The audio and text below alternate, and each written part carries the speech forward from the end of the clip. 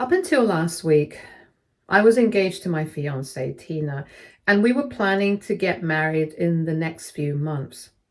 However, things took an unexpected turn, leading me to break off our engagement after I was basically threatened and bullied by her family.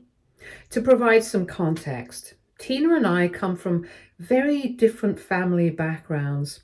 I'm an only child, and both my parents are researchers. And growing up in a stable and supportive environment, I had the privilege of focusing on my education and personal development. My parents worked hard to give me a comfortable life, emphasizing the importance of values, independence, and mutual respect. Tina, on the other hand, comes from a lower income family and is the eldest of six siblings. Her childhood was marked by challenges that I cannot even imagine.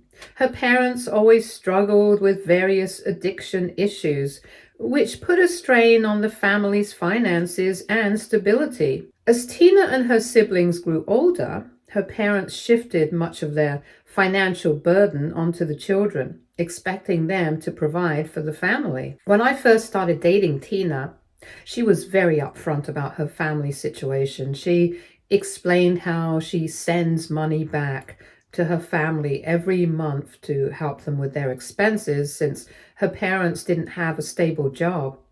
Beyond that, she also sends money to her siblings whenever they need something, which, as I quickly learned, was quite often. Her siblings would constantly call her for various things, and she would have to send money.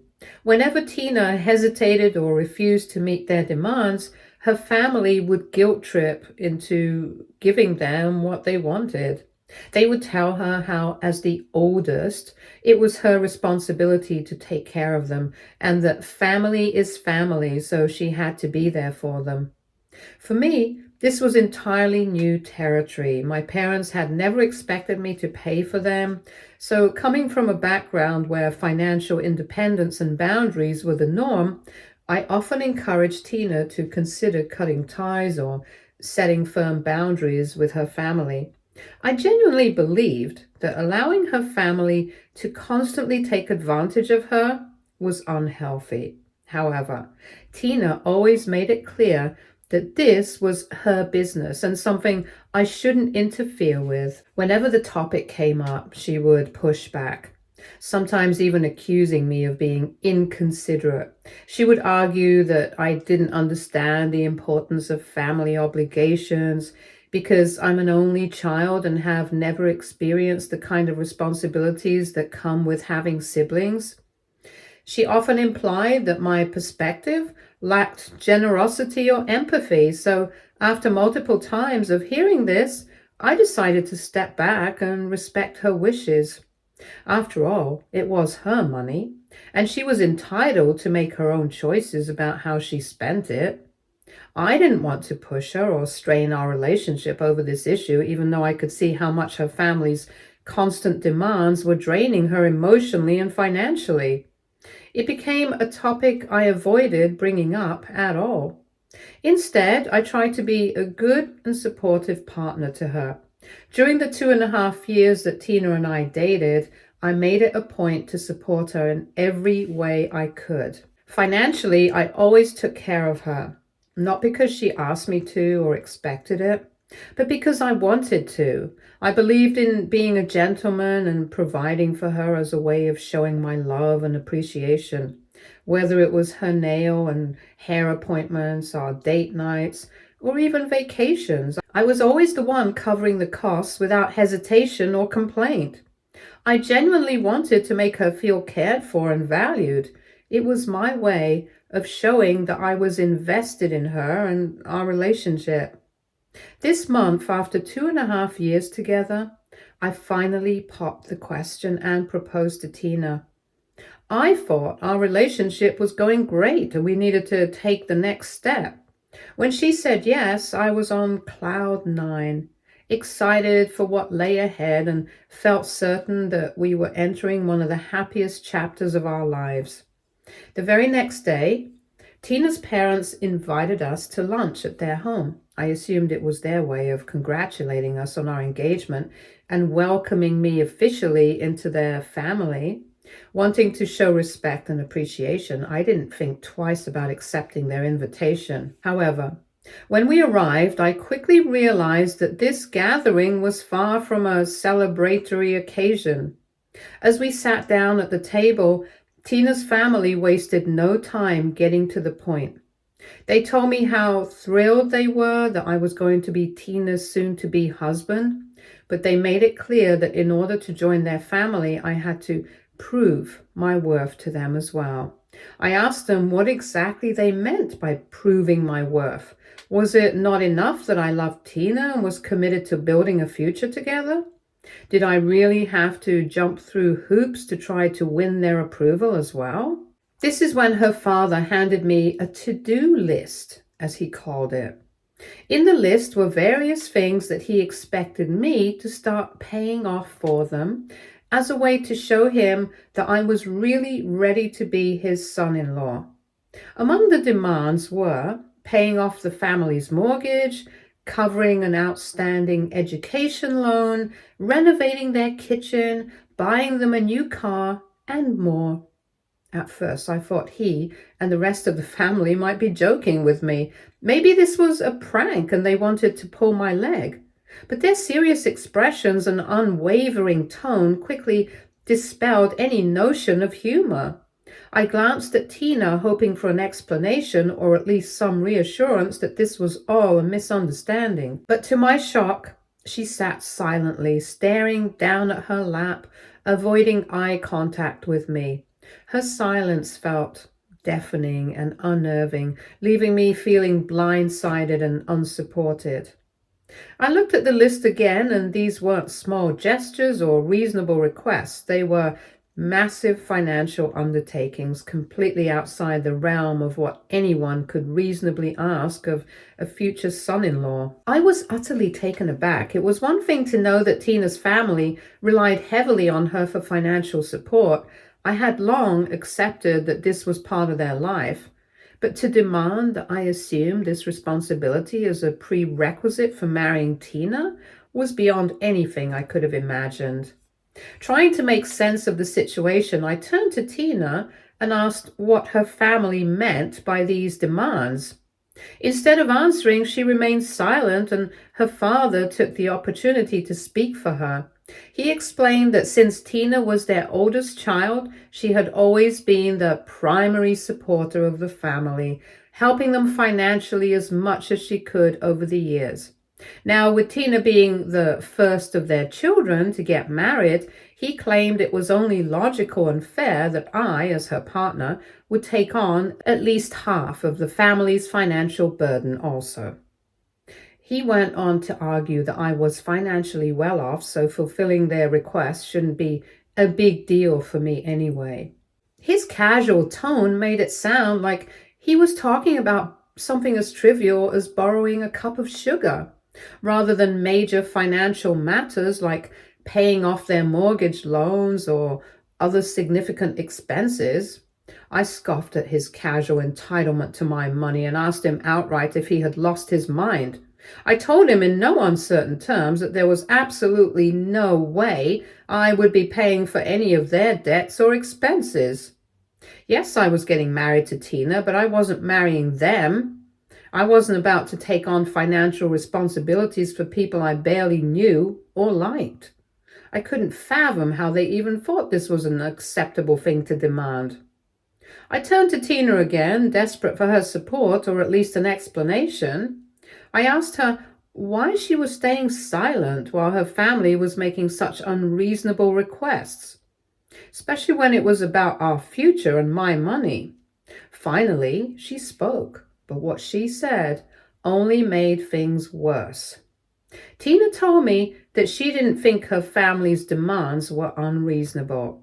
She said that as her man, it was my duty to take on some of her responsibilities at least, and that this was the purpose of marriage, to share responsibilities.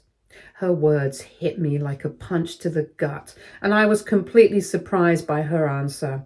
She had never discussed this with me before. Before I could argue with her, one of Tina's sisters chimed in, backing her up. She pointed out how unfair it was that Tina and I enjoyed such a good lifestyle while the rest of the siblings struggled to pay bills and lived in poverty.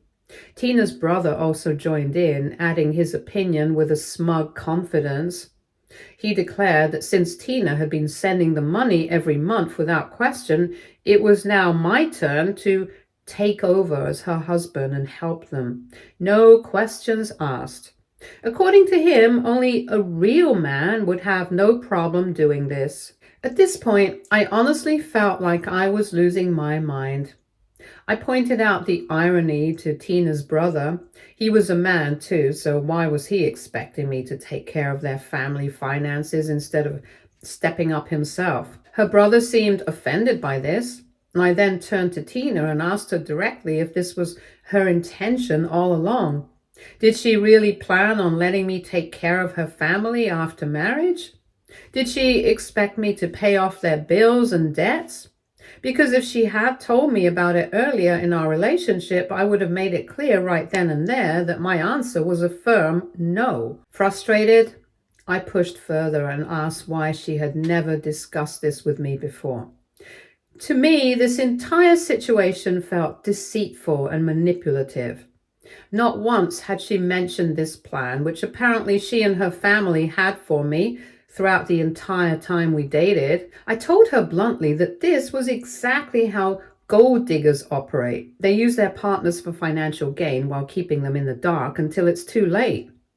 The moment I uttered the word gold digger, the room erupted into chaos. Tina's parents began yelling at me, claiming I was going too far and that I was being disrespectful to her. Her father repeated that asking for money from their future son-in-law was perfectly normal and not a big deal. Her mother chimed in, insisting that this was a family obligation and that I needed to start acting like part of the family if I wanted to marry Tina. Tina, visibly embarrassed but still defensive, argued that this was something any woman would expect from her partner. She doubled down on the idea that I was being selfish, bringing up the fact that I'm an only child and don't understand what it means to have a large family. She even tried to reassure me that all I had to do was pay off everything on the to-do list and promised that her family wouldn't ask me for anything more in the future. But as I looked around the room at her family's faces, all I saw were the greedy, calculating faces of people who knew exactly what they were doing. They were jackals, and I felt like a complete fool for not seeing it sooner. For years, I had trusted Tina and overlooked the red flags, thinking it would never affect me. But this lunch had made everything crystal clear. Her words were the final nail in the coffin. They revealed a sense of entitlement that I simply couldn't overlook. As much as I had cared for Tina, I knew then that I could never marry someone who viewed my financial stability as a resource to be drained for the sake of her family. I shook my head, feeling a mix of disbelief and clarity. I then turned to Tina and told her if she wanted to call me selfish just because I didn't want my bank account to be drained, then she was right. I was selfish. I was selfish enough to not let them convince me to be their meal ticket for the rest of my life. The fact that she supported their demands only proved to me that she had always harbored this ill intention and had probably been hiding her true self from me the entire time. I asked her outright if she really saw me as a naive person who she could just marry and manipulate into taking on her family's burdens. Hearing this, Tina's face flushed red, and she began stammering and denying everything I had said. She insisted that I had significant savings and came from a stable financial situation, while she and her family had nothing. Tina argued that it wasn't even that unfair for her or her family to ask me for financial help. In her mind, the fact that I had so much meant I should easily be able to help them out without hesitation. At this point, I closed my eyes and took a deep breath, trying to regain some composure. I had always prided myself on being an intelligent and discerning person, but in this moment, I realized just how thoroughly I had been played by this woman I once thought I knew. It was a sobering realization. This wasn't about love or partnership anymore. This was about what I could provide and how much she and her family could extract from me. When I opened my eyes, I looked differently at Tina and told her I wasn't going to argue with her anymore.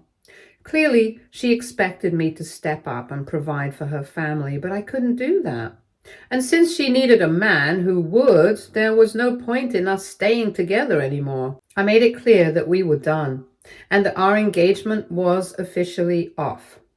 Tina looked at me in horror as I told her that she needed to find someone else who would be willing to be her family's scapegoat, or better yet, their golden goose. Then I asked for the engagement ring back. Tina had insisted I buy her a large diamond ring, and I had bought it because I wanted to make her happy. However, if there wasn't going to be a wedding, I saw no reason for her to keep it. This is when Tina and her family immediately started arguing with me. Her sisters began shouting, accusing me of breaking my promise to marry her. Tina herself, now teary-eyed, kept pleading with me to take some time to think things through, saying that I was making a rash and overly harsh decision by breaking off things with her. She assured me that if I just calmed down, I would realize that her family's requests weren't unreasonable and that we could still work things out. Her father, on the other hand, became more confrontational. He angrily declared that I had no right to break his daughter's heart after she had dedicated 2 vital years of her life to me.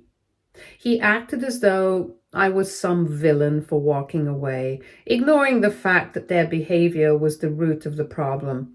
He even suggested that after everything Tina had sacrificed for our relationship, I had no choice but to keep my word and marry her. Otherwise, he and his sons would beat me up. Despite the threats, the shouting, and the pleas, I stood my ground. I told them I didn't care what they threatened me with because there was nothing in this world that would make me marry Tina after what I had just found out. I had made my decision and no amount of guilt-tripping or intimidation was going to change it. I informed them that if they so much as touched a hair on my head, I would call the police on them and sue them with every penny I had. That shut Tina's dad up properly. Meanwhile, Tina continued to cry and refused to give me the ring back. I didn't want to argue with her father and left without saying another word. I felt completely drained, emotionally, mentally, and even physically. I couldn't bear to be around Tina and her family any longer. Since then, the aftermath of our breakup has been complicated. Tina and I have a lot of mutual friends, and everyone's opinions have been sharply divided. A majority of them seem to side with me. They agree that Tina's behavior was deceitful and opportunistic, and they have openly labeled her a gold digger. They believe she knowingly kept her family's expectations hidden from me until I was fully committed to the engagement, and they agree that I had every right to walk away from her. However, there are a few, mostly some of the women, who feel differently. They express that, in their opinion, I should have at least considered helping Tina's family out financially in some small way. They argue that supporting your partner's family is just a part of being in a relationship, especially when one partner comes from a less privileged background. They believe I was too quick to dismiss the idea entirely and that I could have tried to find a compromise, even if it didn't mean fulfilling all of her family's outrageous demands. So I'm on Reddit to know if I really did a bad thing by breaking up with Tina. AITA, Update 1. Hello guys, I've just found out that Tina has been going around telling people that I'm not man enough because I refused to take up any of her family's burdens and left her like a coward. She's even gone as far as to claim that any woman who marries me in future is destined to have a horrible life because, according to her, I'm selfish and only think about myself. These accusations are not only untrue, but deeply unfair, considering how much I gave to our relationship and how I treated her with love and respect up until the moment her family crossed the line. For those who are asking how I could have been with someone like Tina without realizing her true nature, believe me, I had no idea. Do you really think I would have spent over 2 years of my life with a woman who expected me to fund not only her lifestyle, but also her family's? Absolutely not. If I had seen any signs of this behavior earlier, I would have ended things immediately. The truth is, Tina was the one who pursued me from the very beginning. She's the one who approached me, asked me out on our first date, and always seemed completely captivated by me. She always portrayed herself as an independent woman who was simply weighed down by her family. And that's why I stayed with her and invested in her and gave her everything she wanted without hesitation. I never questioned her intentions because for 2.5 years there was no reason to. However, overnight, everything changed the moment her family laid out their outrageous demands and she sided with them. That's when her true colors came to light and I saw the side of her that I hadn't seen before. The entitlement, the lack of boundaries, and the willingness to justify their behavior as acceptable. It wasn't until that moment that I realized how drastically our values and priorities differed. To those who believe I should have handled things differently and not walked away from her, I can only say this: I know my worth, and I know what I bring to a relationship. I'm not a selfish person. I'm a loving, generous partner, but there's a fine line between being supportive and being exploited. Marriage is about building a life together, not about one partner draining the other financially or emotionally. Tina and her family crossed that line, and I did what anyone with self-respect would do. I walked away. I absolutely agree with several commentators who have pointed out how lucky I am to have discovered Tina and her family's true intentions before we got married. I can't even begin to imagine how much worse it would have been if this had all come out after we tied the knot. Looking back, I think the reason they thought they could spring these demands on me and expect me to simply go along with them is because up until now, I've always been the kind of person who has supported Tina through thick and thin. I'm also usually a quiet person who avoids conflict. For instance, whenever I used to meet Tina's family for lunch at a restaurant, I always picked up the tab, and when it was Tina's birthday, I went all out and paid for everything to make her day special. Even when Tina went out with her siblings to see a movie, grab dinner, or do anything else, I was the one who would always book their tickets, pay for their cab fares, and cover other expenses. I did those things out of love for Tina. I thought I was doing something nice for the people she cared about. But now, in hindsight, I can see how they may have interpreted my kindness as a weakness to be exploited. To them, I must have seemed like a bottomless ATM, someone they could slowly start taking more and more from without question. I think they assumed that since we were now officially engaged and about to get married, I would naturally accept their financial expectations as a part of their family. What they didn't expect, obviously, was for me to stand up for myself and say no. Their aggressive reactions to my refusal, Tina's father's threats, her siblings yelling, and even Tina herself trying to guilt me, only confirmed that they fully intended to manipulate me into fulfilling their demands. They never imagined I'd push back or see through their behavior, and that's why they lashed out the way they did. While this entire experience has been difficult, it's also been an important wake-up call for me. I will never let another person take advantage of me this way, ever again in the future. Luckily, Tina and I were never living together. She lives in an apartment with some roommates, and we were planning to move in together soon after the engagement. Now, of course, all those plans have been completely derailed by everything that happened with her family. I've packed up whatever things of hers I could find around my apartment, clothes, personal items, small things she left behind, and I'm going to mail them back to her as I don't want to see her ever again. Update 2.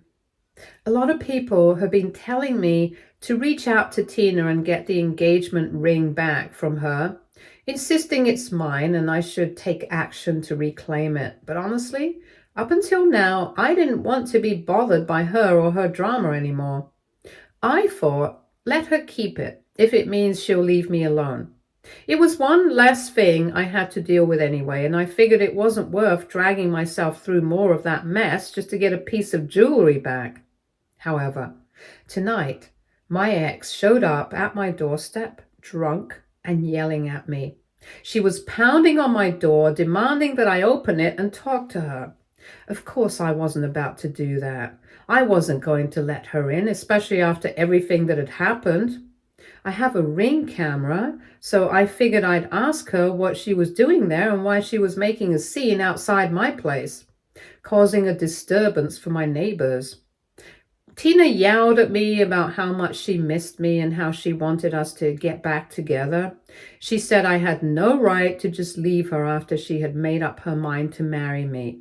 She insisted that I had insulted her and her family over something as silly as money and that I should have just accepted their demands. Tina even went so far as to tell me that money would come and go, but that the love we had for each other was apparently what mattered the most.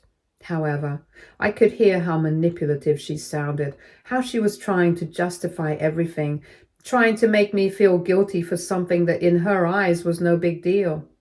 I couldn't believe how far she had fallen in my eyes, how she could be so blinded by her own sense of entitlement. The feelings I once had, love, affection, trust, were gone. All that was left was pity and disgust for her. I told Tina as calmly as I could that I had made it very clear that we were done. I had spent so much time and effort supporting her and her family out of love and courtesy, but expecting me to be their cash cow forever was something I never signed up for. I had always been patient and understanding towards her family, but this was crossing a line I couldn't ignore. Tina responded by arguing that this was just how all marriages worked and that I needed to educate myself on how these things went. I snapped back at her, telling her I was really tired of her generalizing and assuming that this kind of behavior was acceptable. It was irrational of her to expect her partner to shoulder the financial burden of her entire family. I told her that, up until now, I had genuinely felt sad for her.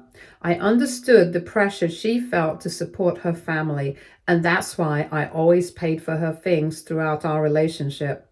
But now I realized that she was just like them, using me for money. She had probably waited for me to propose and marry her so she could then force me to take on her place.